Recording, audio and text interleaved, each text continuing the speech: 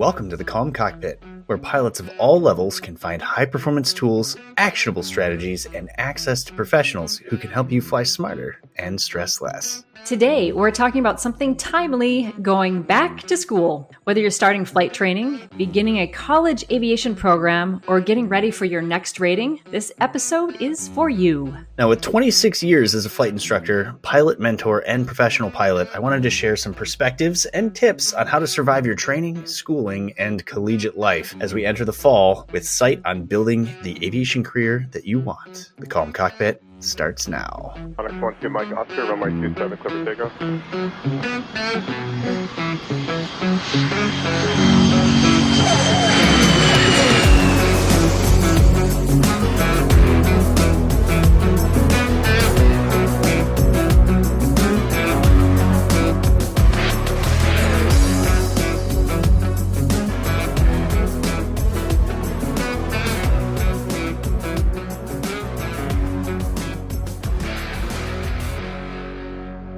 Hi, everyone, and welcome to today's episode. I'm Geeta Brown, a midlife student pilot and licensed yoga and meditation educator and music educator with over 30 years of experience teaching high performers how to improve their lives without adding stress.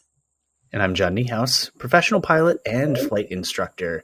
And let's start with some perspective on this episode. When you first start training for anything, whether it be college, rating, or whatever it is that you're trying to accomplish, it can feel a bit overwhelming sometimes. Ground school, flight simulators, flight lessons, adding in a part-time job, family, whatever that looks like for you, there's just so much to deal with these days. And the first thing you remember at the very beginning, and it's easy for me to say, is a marathon. It's not a sprint. So mentally framing this as a long-term journey can help reduce some of that stress and anxiety. You know, it's easy for us to tell you that this is going to be something versus actually accomplishing that in your own head. So we'll do our best in this episode to see if maybe we can't help solidify that for you a little bit. And I encourage students to take a deep breath, visualize where they want to be, and whether it's the right seat of a regional jet, flight instructing, flying corporate, pipeline management, whatever that looks like, that vision should be something that you just hold high for yourself and do your best. Wise words from our sage elder. Oh, boy. I know you love being called an elder. So I know we're kind of gearing this episode, John, basing it like on your expertise of all of your years, not only as a collegiate aviator yourself, but all of your years of mentorship and working in those roles. But I really want to encourage our listeners, pilots of all levels, to consider our mindset and know that we all face common challenges, whether you're looking at that college career or you're looking at that new type rating or you're just learning how to fly a sailplane in the summer. Common challenges that John is going to take us through today, they're common for a reason because they're human things that we all go through when we take on a new challenge. So really, as you're listening to the episode, even if we're maybe talking to that collegiate aviator, think about how does these challenges relate to me and how can I prepare ahead of time so that I'm not blindsided by the challenge and then start to think like, oh, it's me, there's something wrong with me, or I'm doing it wrong, instead of recognizing this is a challenge that everyone faces and that there are a lot of opportunities and a lot of resources for you to help manage that a little bit. So, John, tell us a little bit about, you have some really cool recent experience talking to some college aviators. Tell us a little bit about who you've been working with the past couple of weeks. Yeah, and I guess I'll preface all of it by saying, why am I even qualified to talk about this stuff? And I think that the simple answer is guess what? I was a student. We all were. So obviously there is some experience there. But in my own personal life, I of course did the collegiate aviation program. I then taught as an instructor at a collegiate aviation program where I was a check instructor there. And then, of course, having progressed through type rating training and been a training captain for a 135 company, it definitely has allowed me to kind of see not just my own experience, but also see some of the younger age demographics go through the program and having helped mold some of them. So while my collegiate experience is further behind me than I care to admit, I do think that it does provide some perspective. And Geeta, I think you'll share some of yours as well, having been a collegiate instructor in a different program, but still having a lot of interactions with college students. So that's kind of a good preface for what we're talking about here. And so to answer your question in terms of recent experience and things like that, obviously college is starting up, schools are starting up, and that's the catalyst to this episode. But last week specifically was a fall welcome week at my alma mater, and they invite a lot of the local companies and aviation companies out to just kind of give freshmen who maybe have never touched an airplane before an idea of what is it to come and what does a career in aviation look like? And it's funny because obviously I'm a corporate aviator, and the company that I work for is a company that produces appliances and non-aviation products. And it was interesting because I had an opportunity to stand there with my little mixer and a airplane model on one side of the table. And when the students came up, I had one question for them. And the question was, why am I here? And it wasn't to embarrass the kids or stump them in any way. It was to make them think, why is a company that makes appliances at an aviation college for welcome week, talking to potential pilots? And I mean, it's a huge incoming class. Aviation is booming right now. And I think out of the probably 200 kids I talked to, I think 2 of them knew the answer. Wow. And that's vindication as to why I was there in the first place. And the answer is corporate aviation is everywhere. If you look at any of the major brands that you like, whether it's Disney or Under Armour, Target, Netflix, Visa, they all have corporate flight departments. And so many of these kids come in, and when you think of a pilot, you think of an airline pilot. Yep. And that's okay. There's nothing wrong with that. But you're limiting your horizons significantly if that's the only avenue that you think about.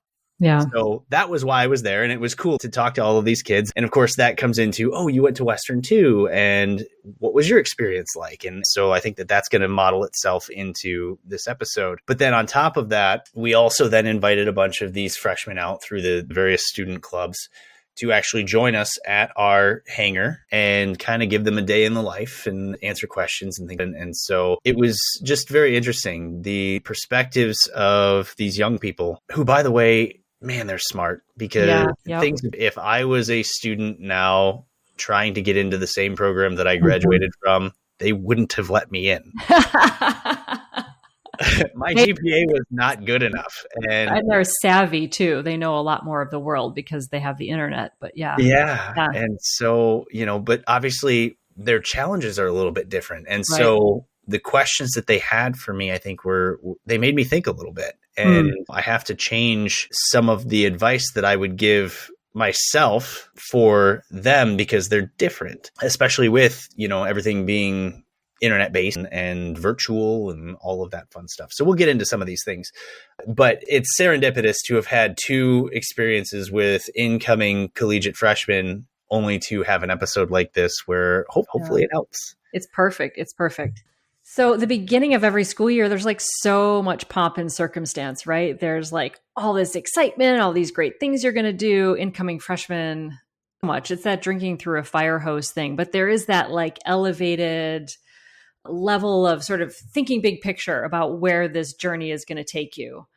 And I'd love to hear your perspective a little bit on like the challenges of starting that process of launching into this, because now the dream is still there, but the glossiness of it begins to fade as soon as they walk away from seeing John's fancy jet and they're back to the daily routine of classes, right? Like the rubber meets the road. So what are the challenges with starting that process for like a collegiate aviator? My perspective has changed a little bit over the years, but being an aviation student is a bit unique, because it's not just a matter of settling into the dorms and starting a college life and making new friends and all of that fun stuff. It's that on top of, hey, you're a freshman who's going to be flying airplane that, you can joke about whether propeller Cessnas or Cirruses or whatever are fast in comparison to other planes. But compared to your car, compared to your bike, compared to whatever it is that you've had experience with before, they are very fast. And it is a different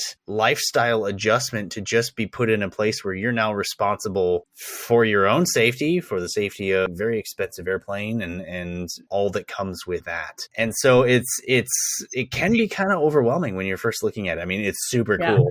And the excitement is real. But as you said, you start to settle into your private pilot training. You're going, boy, okay, there's a lot of pressure. There's a lot of things to remember. There's studying, there's flight slots that are on the weekends and all of this other stuff. So when regular students get a break on a Friday, Saturday, Sunday, I had 8 a.m. Saturday flight slots. Yeah. When my friends were going to student get-togethers, dare I say parties, I was staying at home going to bed. Yeah. And that's part of something that we'll get into later, but that pressure is real. And I think one of the things that came up with a lot of these new students was just the idea of like, yeah, you will sacrifice probably more than what your fellow students will have, because you will be partnered in the dorms and apartments and whatever with non-aviation kids, and they will not get it. They will not understand. Certainly my roommates didn't. John, why are you being lame on a Friday night? Like, why are you in your pajamas already? And it's like 9 o'clock at night. Well, guess what? I got to get up at 6 tomorrow. Right.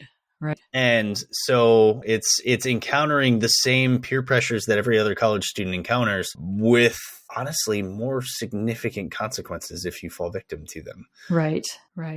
And I'm sure that's being constantly drilled into you by your instructors as well as just the realities of when you're in a plane, you can't deny seriousness of what you're doing. Anyone would be lying if they didn't say that there was moments where they were scared, intimidated, or had anxiety about it. When you were talking, the word I wrote down before you even said it was pressure. It's like this pressure cooker, and every incoming freshman has that pressure on them, because you're also a lot of times transitioning the first time living away from home. And as you said, the dorm life and all of that. This is where I can say that my dad was a college professor. I taught college level music for 10 years. And the majority of my music students now are ones who are college bound. So I sort of feel like I've always been connected to that collegiate environment in one way or another throughout my teaching career. It's the number one thing that is so difficult to prepare for, is what that pressure actually feels like.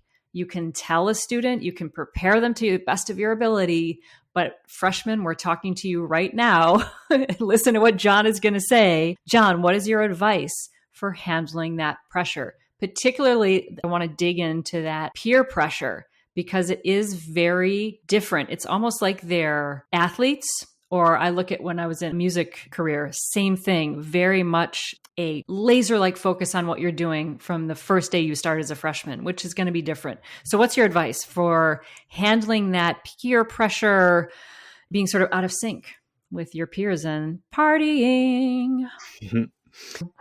I was lucky because, I wasn't ever really a partier to begin with. So some of that pressure on me was a little bit less than maybe some others. But, so often we talk about on this podcast that the largest correlation to the sort of collegiate aviation experience, honestly, is medical school. Right.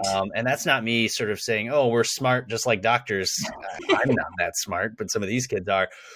But the fact is that the difference is, and this is where the pressure comes from, is you have specific things that have to be done, and they have to be done to a high degree of knowledge, of success. There is no like, oh, I don't like this class, I'm going to drop it. Or I didn't do well, so I'm going to take private pilot ground school again. Like, yeah, you can, but really it literally is one of those things that will follow with you, because any of the certificate ground schools carry a lot of weight, not just within school, but within the FAA in terms of getting your licenses, and then going into a professional market, say the airlines, where they look at your training records. They want to know like, oh, it looks like you failed this course, or you didn't pass this check ride, or you didn't pass this progress check. It follows you. Yeah. Are there ways to overcome it if you do have some less than successful moments, as we all do, myself included? Yes, there's absolutely ways to recover from that, but the pressure is absolutely real as well. I think different people react differently to what that feels like But the first step is encountering it and figuring out what's happening. And does it cause stress? Does it cause anxiety? Does it make you sleep less? And what those symptoms are, I think, is really how you then attack it.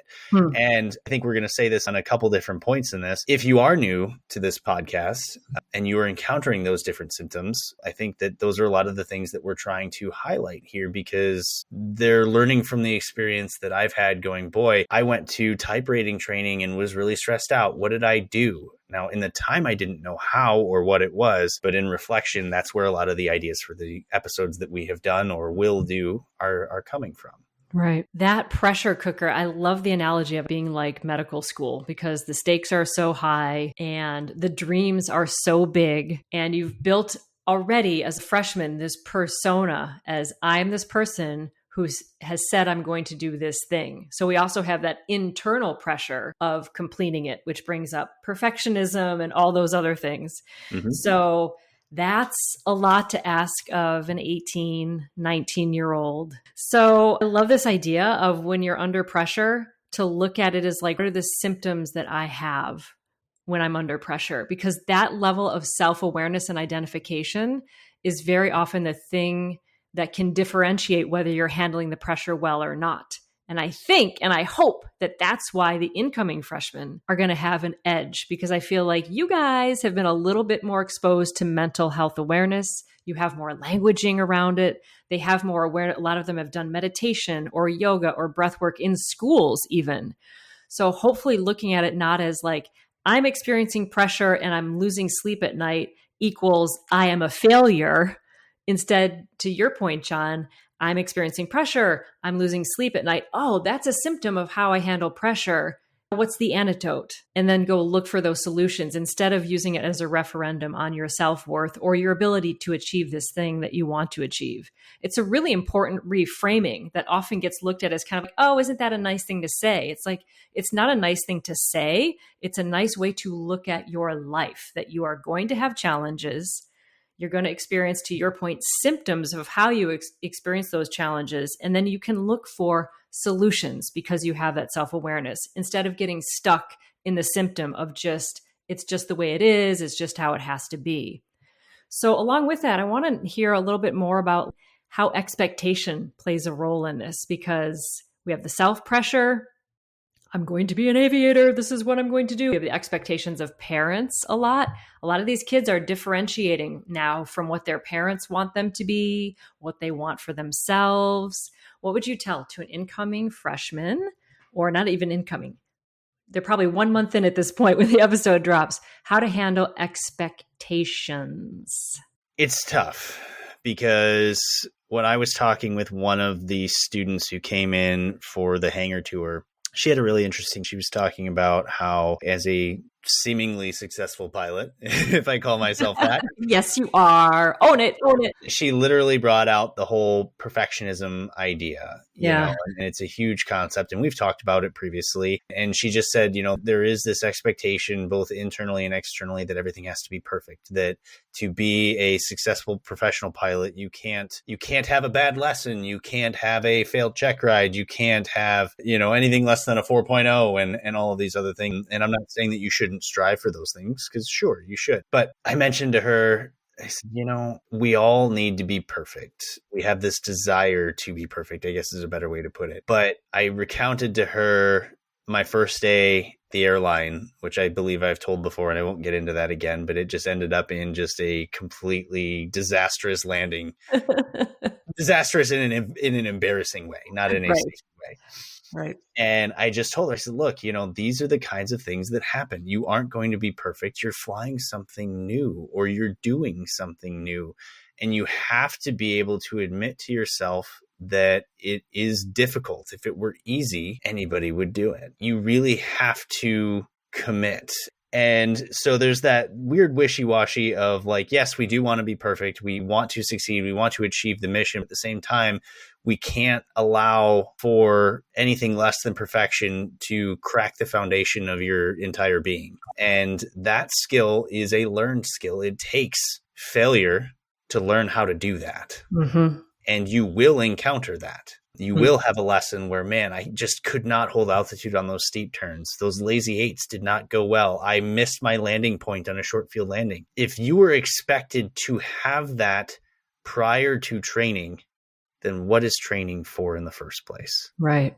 Right. We talked about it in the episode with JJ on Yikes, and we talked about the idea that going into the simulator for a recurrent training to spruce up your skills. Training is about screwing up. Mm-hmm. If you go to training and you're perfect, then they wouldn't need training in the first place. Right. And I think that's where we've lost a lot as a culture, is this expectation that training is job defining and that failing in your quote unquote training will carry with you. And it does to an extent, but it gets us away from the point. It makes us box check on things saying, yes, you achieved this, or we figured out a way to teach the test, not figured out a way to find where your weaknesses are and make them better. And that's how we should be viewing collegiate experiences all the way up through type rating training, simulator recurrent training, and anything else. So in what you're saying is celebrate your mistakes, celebrate those learning opportunities. And when you walk out of that sim training, or you walk home after that 8 a.m. Saturday lesson feeling dejected, everything went wrong that could have, feel those feelings, acknowledge them, but then also go, this is what John was talking about. This is where the learning occurs. And if I don't experience that level of failure now, when things get real and really challenging, I won't necessarily have the mental or even aviation chops resiliency to be able to handle them. So a big thing I hear underlying what you're saying with handling expectation, it's like move away from having that self-definition of who you are is tied to how you perform. And instead tie your performance to some greater goal that you have for yourself. Like, let me give a more concrete example, because that sounds like very airy-fairy. I just did my long solo cross country, and I was getting caught up in that. I have to do this because it's part of the rules. The FAA says I have to do it. I have to do it. You get that, like, it's just the next thing to do, to check off the list, to show the FAA I did this thing. And I kind of caught myself. I was like getting like almost like mission blindness before I even did it, if that makes sense. It's like doing an assignment in school. You do it because the professor says you have to do it. And eventually that dulls the senses and dulls your sense of purpose, and it leads to that expectation and pressure of just doing the thing. So I stopped and I was like, hang on, why are they making me do this long solo cross country? Oh, right, because this is eventually what I'm going to do with my husband. We're going to hop in a plane and I'm going to point at a map at somewhere cool in Maine. I'm going to be like, let's go there on the weekend. And suddenly the pressure and the expectation dropped. And it wasn't so much from this like self-definition then of like, I have to be perfect, or I have to do this for the FAA or to prove to my instructor. It became, I'm doing this because this is going to build me into being the kind of aviator where I have the personal freedom to fly where I would like to fly. And like the whole mission turned on its head, and it ended up being a much better experience. It's so hard to do when you're in college though, because college is all about checking those boxes. Right. And I know you've talked about that. After I got my first solo, you said, stop for a moment and appreciate what you just did instead of moving on to the next thing. So talk to our aviators about that, getting caught in that, chasing the next thing, the next goal. You take one exam and then there's just another one. How would you like these young aviators to approach their school so they're more invested in it rather than just going off of what the curriculum says they need to do? Well, there's a couple points in there. I think one of them is the idea that when an engineer is in college and they take Calc 4, right? Calc 4 is really hard. Yeah. It's math that I can't even physically comprehend. I want nothing to do with Calc 4. Please, never. And all friends of mine that took classes of that level, it was almost an expectation that you are going to have to take the class again. Yeah. That you will probably fail it on the first go and you will take it again. Wow. And you look at aviation classes, and obviously we know that the expectation is you will pass. It's difficult, but the expectation is that you will do what needs to be done to pass. And that in and of itself can be stressful because of not just the requirements to pass the class, but the requirements that the FAA has that are above what is considered passing in college. So there's those two different layers. But I think what we have over other careers is an understanding of why are the standards there? Why are the standards that high? My future self, my future passengers need to know that I have an understanding of what I am doing to a acceptable level. Right. Even up to actual physical check rides and things like that. Like the standardization and the understanding that the tests are there for a reason to keep you safe. Yep. I think in some cases made some of that pressure, while still extremely there. Yeah. At least you can understand it versus there's a lot of pressure in Calc 4. What am I going to do with it? Why am I taking this? Yeah. What is the reason why I even have to have this in the first place? Or even some of your other general education classes that really don't have any bearing on actual flying to begin with. So I think that's an important perspective. I think it's an interesting developmental stage for humans too, to be like 18, 19, 20, 21, that range, right? Like, in addition to everything you just described, most students that I've worked with anyway are also differentiating from their family of origin. They're starting to sort through, what do I want to take from mom and dad with me? What didn't really work for me? And who am I going to be in the world? At the same time, for the collegiate aviator, you're working in a system that is very regimented for a reason. Safety, safety, safety is the bottom line for all of that. So it's like finding yourself in this journey that is highly regimented and really focused on external outcomes. I can see where the friction between those two, differentiating who am I in this world as just a human being, and then putting that in the pressure cooker of, as you said, you're strapping yourself into this hunk of metal and launching up into the atmosphere. That is a lot. And I think if I could give anything back to me when I was a freshman, or the students that I teach who are going to freshman year, is I would love a way to empower them to still see it as their choice. And it's going to sound airy-fairy, but their journey, because it actually is. Like, every collegiate aviator is deciding to be there. But when I was a freshman, it didn't feel like anything was my decision, because the dorm was decided for me. What was in the cafeteria was decided. My classes were decided for me. I was a musician. It was pressure cooker in a different way, but everything was scripted out. I knew exactly what classes I had to take. There was no like, take this class because it'll be fun. I mean, it was like, let's go. You're going to be a professional. So I don't know. Do you have any advice for like just some ways for students to feel empowered of still feeling that sense of that this is like my choice, my world, as they're working within this regimented stuff? Is that clear? Like, I just feel like there's a lot of tension there. I think that the easiest way or the most prolific way to handle a lot of this stuff is to build a network. And, you know, we've talked about this in previous episodes and the importance of mentoring. That was our episode with Greg Brown. And, you know, it really is true. Finding a student group, finding people that are going through that same thing with you. I have always been deal with it on my own kind of person. I mean, I had my friend group and stuff like that, but when it came to studying, when it came to kind of handling a lot of that stuff, I preferred to do it by myself. It was just the way I'd always done it. Yeah. And when I went to airline training, one of the very first things they said on day one of ground school was find a study group, create a study group. You don't know the other, I don't know, in our case, it was like 40 people in that class of different backgrounds and age groups and demographics and whatever. And they just said, and I'll never forget this, study alone, fail alone. And I wish somebody had told me that in college. I mean, I did okay. I was reasonably smart. Yeah. But I literally, for everything, I pretty much studied on my own. And I gave it a shot in airline training. And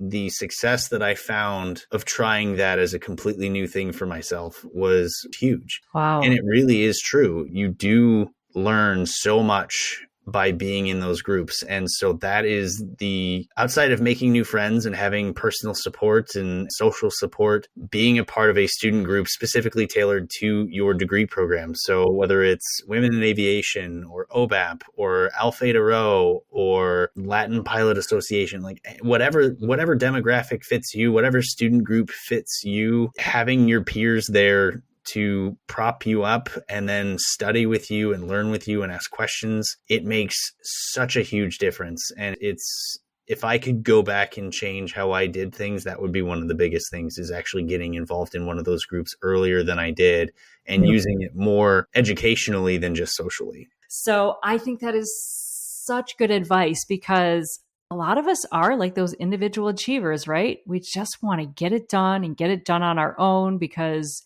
we're going to do it right. But there is strength when someone else sits next to you and studies. I think that's fantastic advice. And I think it's hard for introverts, though, to want to do that, because then you have all that like energy of like, there's these other people. Like, you're kind of an introvert. Did I just like let everyone know your secret? But like, Right. how did you handle that as an introvert? To be like, okay, will you be my study buddy? I didn't, and that was the problem. Well, once you did eventually, though, how did you kind of break through? Yeah, I mean, I am absolutely an introvert who tries to pretend that they're not. You did a very good job. It's sort of worked for me over the years. But yeah, I mean, honestly, at the airline, them saying that out loud put us all on the same playing field. Right. When the instructor says, find a study group, it's no longer the awkward conversation of, oh, will you be my friend? It's, hey, you need a study group. I need a study group. They told us to do it. Let's do this together. Yeah. And so it made for that sort of easy connection amongst a whole bunch of people who have never met each other before. And I think that in a collegiate atmosphere, even if they don't say it, maybe they should. I think the other point to this, and I like to think it's uniquely aviation, although it probably isn't, is the group of people in this profession. I don't know, I'm biased, but I think that we're a very blessed group because aviation tends to bring in decent human beings. I agree. I totally agree. Yeah. The aviation community is special. Yeah. And especially for kids coming in who haven't experienced it yet, it's easy to think what I'm about to say isn't real or is a cliche, but professionals like myself, when we go to aviation programs and say, hey, if you need something, if you need a mentor, if you need to have questions answered for you, like, I'm not here to do your homework, but if you want to discuss a pathway, like, here's my card, here's my email, my phone number, call me. Yep. Like, that's not just me being nice. Yeah. And the number of people that have reached out to me in the last 2 years and just said, like, hey, will you talk to me for half an hour? Like, you don't have to be quote unquote mentor. You just like, I just have questions and need guidance. Will you help? And my answer is almost always yes. Yeah. And so again, from the introvert side, it's very easy to go, oh, they're just being nice and I'm too shy to talk to this person. Well, if you're in private pilot ground school, why not phone a friend who flies a Gulfstream corporate jet? Not to toot my own horn, but like, if I can help you, I will. And obviously I've, like I said, somewhat successful at it. I think I have some insight. Yeah. So use those resources, phone a friend. Don't be shy. If somebody gives you that opportunity, take it. Yes. 100%. I can say as a midlife aviator coming into this, I have found, 99.99% of the times when I ask somebody for help, they not only give the help, they like leap at the opportunity. It's such a inclusive, helpful community. And so the more we can do to foster that, the better. So collegiate educators, take John's challenge and empower your students to form those study groups. I want to loop back to mentorship in a minute, but for a second, let's stick with like the survival mode because I'm thinking I want to hit that because a mentorship is so important. We'll loop back to that. So you're a college freshman. You just entered the year. The rubber's meeting the road. You're starting to already maybe feel some fatigue, some burnout, or even just overload. Like, how am I going to get all this done? What do you tell someone about how to just literally physically survive, but also with your mental health intact so that you're not just making it through, but you're actually building yourself into a resilient human and by default, then aviator? How do we survive? The answer is extremely self-serving, but it's why this podcast exists. I mean, you can go back if you haven't listened to us before, things like sleep, things like study, things like anxiety, stress, imposter syndrome. These are all episodes that we've already done. And at the risk of being a 90s sitcom clip show, I mean, there's so much of that stuff that I'm not going to talk about now, but go back and listen to that because there are tips on how to figure that out. And so I think that the biggest advice for survival, again, comes back to something I didn't do. And that's, being honest with what those symptoms are. Are you tired? Are you staying up too late? Do you have a regimented idea?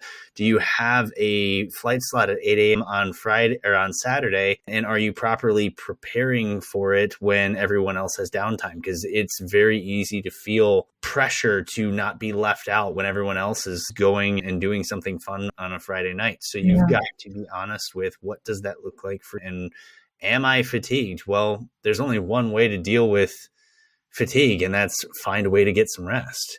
And guess what? All of these things are connected together to where, good nutrition leads to good sleep, which leads to better retention, which leads to better understanding and learning. And so again, the risk of promoting the work that we've already done, the reason why we've done it is because of this question being such an important one. And there's a lot of different pieces to this, and there are solutions that we're trying to help aviators of all skill levels find. Yeah.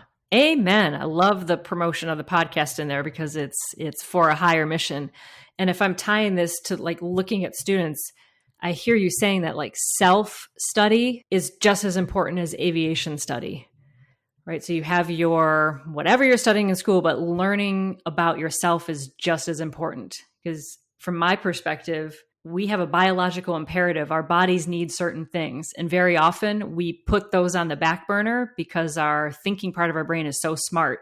We can push our bodies and our bodies will adapt to these extremes of poor self-care, but eventually you pay the price later in life. And so if you can start building those habits of self-study now with diet, nutrition, exercise, proper sleep, good boundaries, et cetera, that sets you up then in your aviation study to go farther with way more ease. So let's loop back to that mentorship idea. You touched on a little bit, mentorship, networking. We've taken care of the kids with their sort of their mindset, their sleep schedule, expectations. Now exploded out a little bit into like, how are they going to build those networks that are going to take them through? What would you suggest for that? And how does it relate to job pathways in the future? Yeah, I mean, back to the whole notion of a lot of these student groups. I mean, the tour that we hosted last week was specifically for a student group.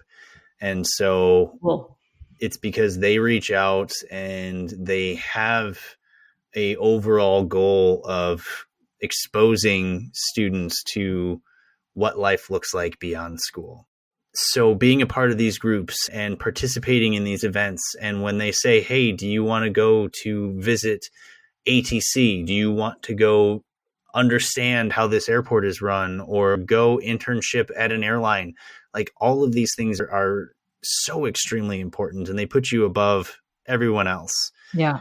And it was, again, something that I personally wasn't real good at. I was stuck in my own world and I didn't want to put myself out there. And I had my friend group and that was enough for me. And it all worked out, thankfully. But suffering in silence is still suffering.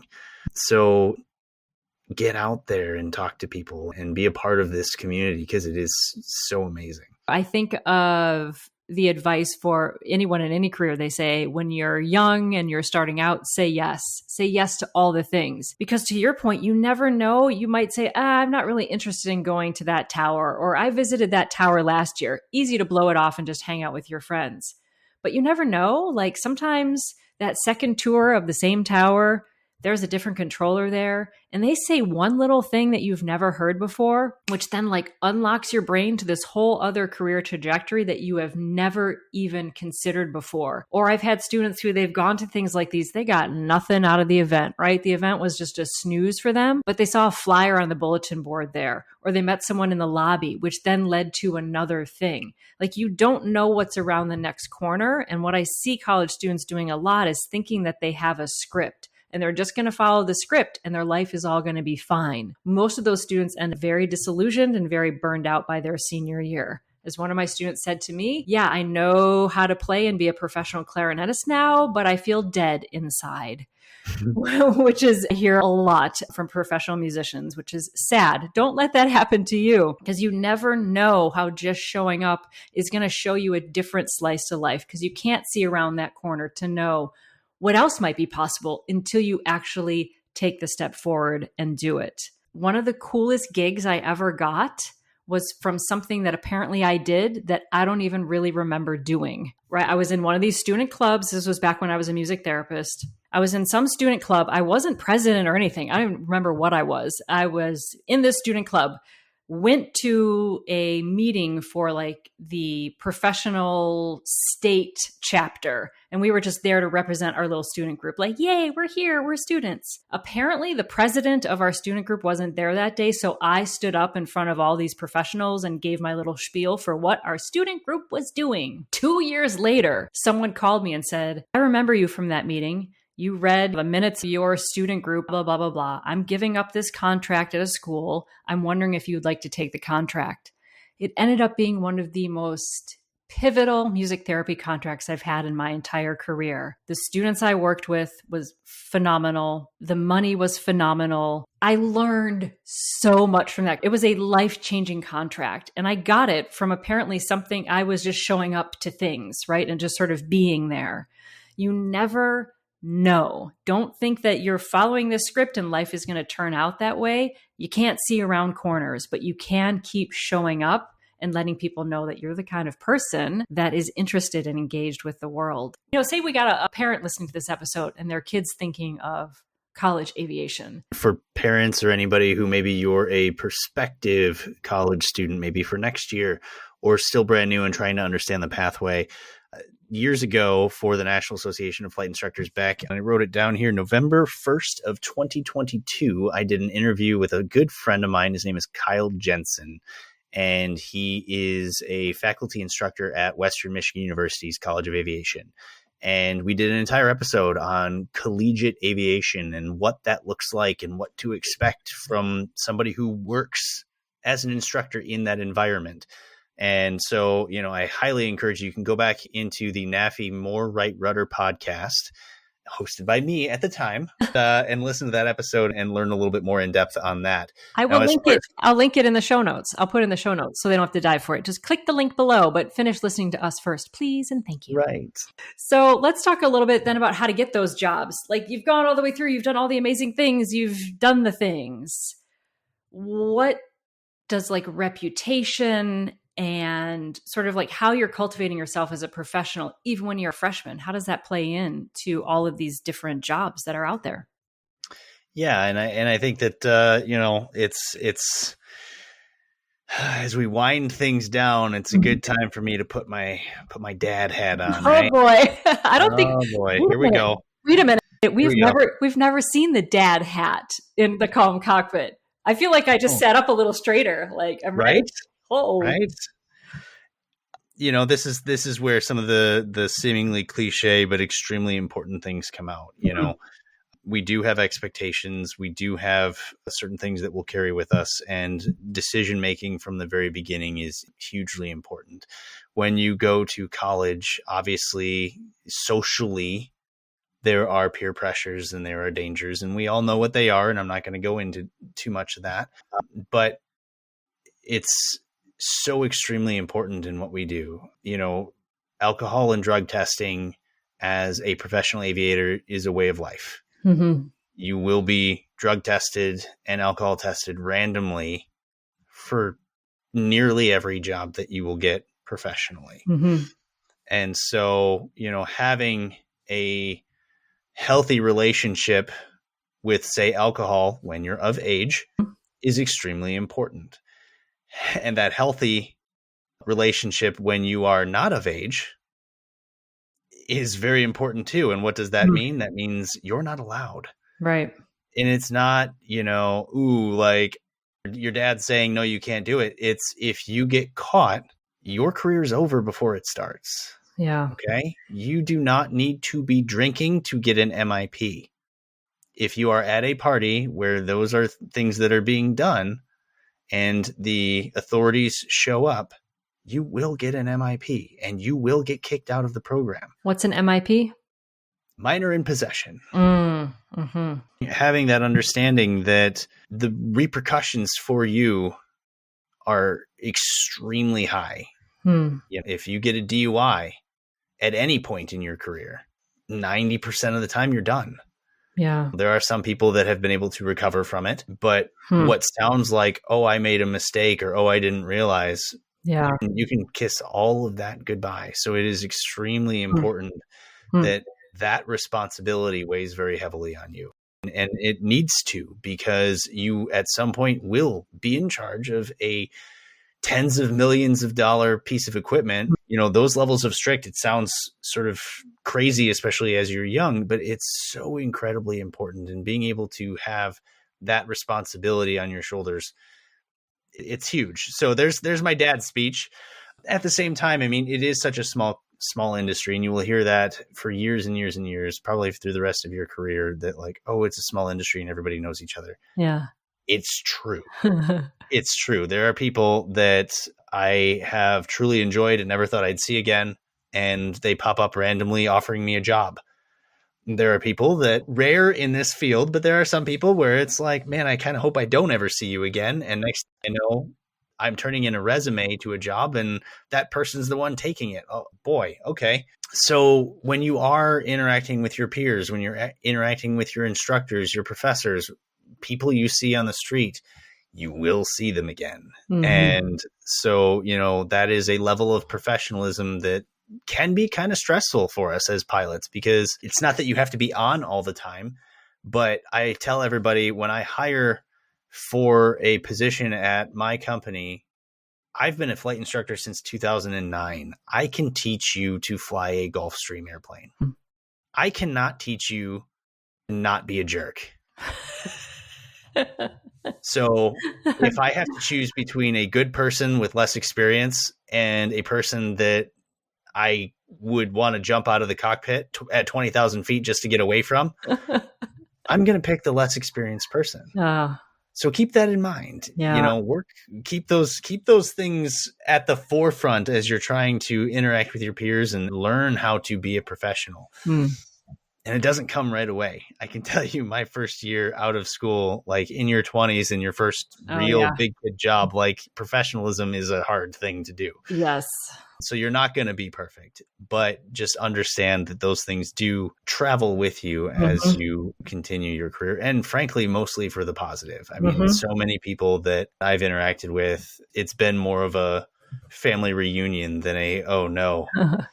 So there's my 2 cents. Awesome. Dead hat off. Dead hat off. When it comes to drugs and alcohol, the time to strategize how you're going to handle it with your peers is ahead of time. Don't wait until the moment happens to try to extricate yourself from a situation, because by then it's awkward and uncomfortable and really hard. There's a saying that if you go to the barber shop, you're going to end up getting a haircut. So if you go to the party where everyone is drinking or vaping weed or whatever, the chances of you just being able to be like, no, I'm good, I'm straight, I'm not going to, like, that's going to be slim to none. Strategizing ahead of time and then communicating that with your friend groups is absolutely essential. And if they reject you because you've said, hey, I'm choosing not to go out on Friday nights, would you rather go out to that cool coffee shop on Sunday morning? If they diss you because of that, they are not your friends, and it's okay to move on. But strategize that ahead of time. Do not wait until you are out at the party or out for the night out to be like, oh, suddenly everyone around me is doing different behavior. If you go to that barbershop, you will end up with a haircut. So the time to not go is ahead of time. Please listen to me when I say that, because I was young once too, and all of that. The other piece to it, and I forgot to mention, that is also extremely important and reflects the responsibility that flying an airplane is your driving record. Oh. How many professions do you know check your driving record before you get hired? Right. When you get an airline job, when you get a charter job, they will pull your driving record. They want to know, how many speeding tickets have you gotten? Have you been in an accident? Have you blown through a stop sign? Yeah. Is it on your record? In some cases, like the airlines, they will actually tell you, we want to know everything you've done, whether it's on your record or not. Wow. So like speeding tickets go off your record after 5 years. Yeah. I think it's 5 years. They want to know what's not there. Wow. We could potentially find out. Yeah. Or not. How honest are you going to be? And they always used to tell us back when hiring was slim that if you had more than 2 speeding tickets, you were going to be potentially closer towards the middle/bottom. I mean, Right. it was a way to weed people out. Right. Somebody with no speeding tickets got hired before somebody with 2. Right. And Wow. so, things happen. People get in accidents. People, get pulled over. We all make mistakes. Again, it's not a make or break, Yeah. but it is something where you can choose to not drive recklessly. I was showing these kids the super fancy, cool airplane that I get to fly. We were talking about this very same thing between parties and cars and everything else. Yeah. I said, all right, so the sacrifice of quote unquote fun in college, all of the things we just discussed for a couple of years, career of fun is worth so much more than trying a really gross beer in the basement of a party. Yep. It doesn't even compute. And all the kids were like, that's an interesting perspective. And to fly this airplane. Yeah, I don't do that stuff. Mm-hmm. It's so important. That's the perspective that you need, because if you don't see what that goal looks like, it's hard to drive towards it. Yeah. You gave that perfect word that I think encapsulates so much of what you've said today. Future you. Put that in quotes, future you. Very often when I have trouble getting myself to do something that is for my good, not what is pleasurable, but what is for my good, I say, future Gita will thank you for this. Future Gita will thank you for this sprint interval training you're about to do, even though you hate it. Future Gita will thank you that you went to bed early. And then later, when I get to that future the next morning, I'm like, thank you, past Gita, for making that good decision. It sounds so cheesy, but so many of the decisions we're making, if we say like yourself in the future will thank you for making this decision, it makes it easier in those moments, especially if you're pushing against the tide of having some peers or friends around you who aren't making those decisions. I have a little short anecdote as we lead towards ending this episode that I think encapsulates a lot of things about what you're saying. It's something that I've noticed at my flight school. We have a number of high school students there, and I'm usually the first one out to the airplanes in the morning on the days that I'm there. So I get out to my Warrior and she's tied down. I take off the ropes and I coil them very neatly in the near where the anchors are, right? I coil them in a nice little circle. Every time I look over at where the high school student who got there before me, how they left those ropes, they're all over the effing place, right? They just like take them off and leave them laying on the ground like a big old snake, right? They're not coiled. They're not ready. They're like not neat looking. And I'm like, that is the difference between someone who gets hired and someone who doesn't get hired. It's like, did you take time to take off the rope and coil it neatly and make it nice for the next person who uses it? And also keep the rope nice. It's not getting wet and dirty and stepped on. It's those little things. If you start slowing down when you're in college to pay attention to those details of your personal life, all these things that John has been saying, being early, being respectful, being kind, being engaged, all of those small details are what people notice, much more so than did you hold your altitude perfectly on the steep turn? Because to your point, John, they know that they can coach that steep turn. Once you've got the basic level skill, everyone will be the same when you graduate college. Everyone's going to have the same degree and the same-ish level of skill. Some will be a little better than others, but no one's going to care. What they're going to look at is, how did you leave those ropes?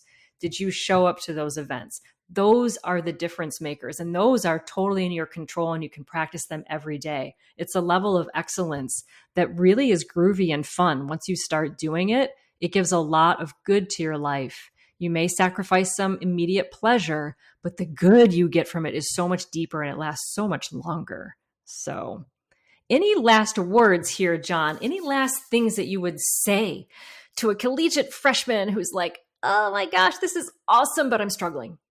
Last little tidbit. I'm going to end it with a high note, and that's have fun.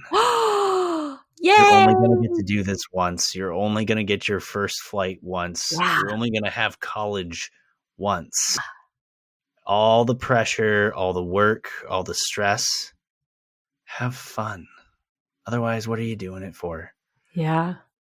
It's too much money. It's too much work if you don't enjoy it and you don't find fun.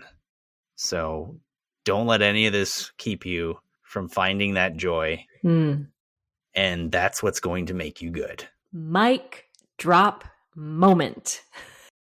And with that wonderful advice, I think we're going to call this a wrap on this collegiate episode. Please, if you have any follow-up questions specifically directed towards John, I know that he would be happy to raise his hand and answer those questions. So please drop us an email, calmcockpit@gmail.com. Questions, comments, concerns, something that you're struggling with, because we will really gear future episodes towards your feedback. And we really love every email that we receive.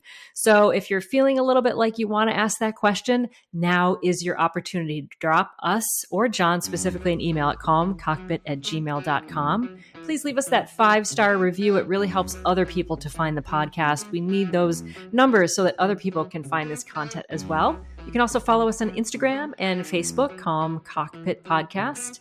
And I guess we'll call that a wrap for this episode. We look forward to hearing your feedback very much. And as always, until next time, fly smarter and stress less. Airbus Pair 1 departure is Airbus 321, traffic holding crossing runway 33 left, 3